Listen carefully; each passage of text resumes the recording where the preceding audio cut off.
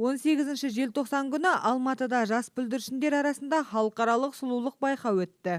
Оған Қазақстанның, Түркияның және Өзбекстанның 3-тен 15 жас аралығындағы ұлдары мен қыздары қатысты.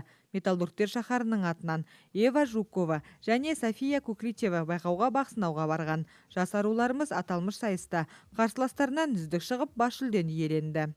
На первый выход наши девочки подготовили. Бірінші кезеңде біздің қыздар жаңа жылға дайындаған костюмдері мен қазылар алқасының алдына шықты. Біз әрине олардың ерекше көріну үшін барымызды салдық. Мерекелік киімдерді неше түрлі тастармен әрледік. Еңбегіміз бағаланды.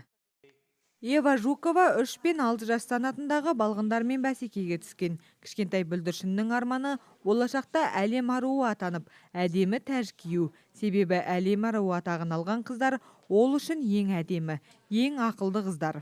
Еваның арманы дәл солардай болу. Мен бұл байқауға қатыстым, би биледім, соңында әдемі тәжді иелендім. Маған билеген қатты ұнайды. Болашақта әлем аруы атанғым келеді. Ал кішкентай София Кукличева болса жарыста өзінің қарым-қабілетін барынша көрсетіп баққан.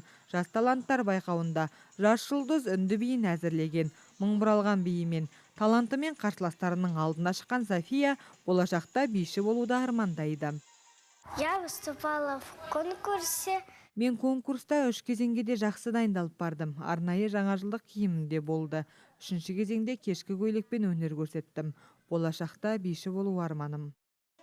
Бүлдіршіндер осы халықаралық байқаудан кейін келесі жылдың қаңтарында Грузияда өтетін халықаралық байқауға қатысуға жолдама алды. Бой конкурсом, в принципе, дается нелегко. Кез келген байқауға қатысқан уақытымызда қатты қобалжимыз. Себебі балғындар алғашқы рет сахна төріне шығады. Бала балалығына салып, дайындығыңды еш етуі де әбден мүмкін.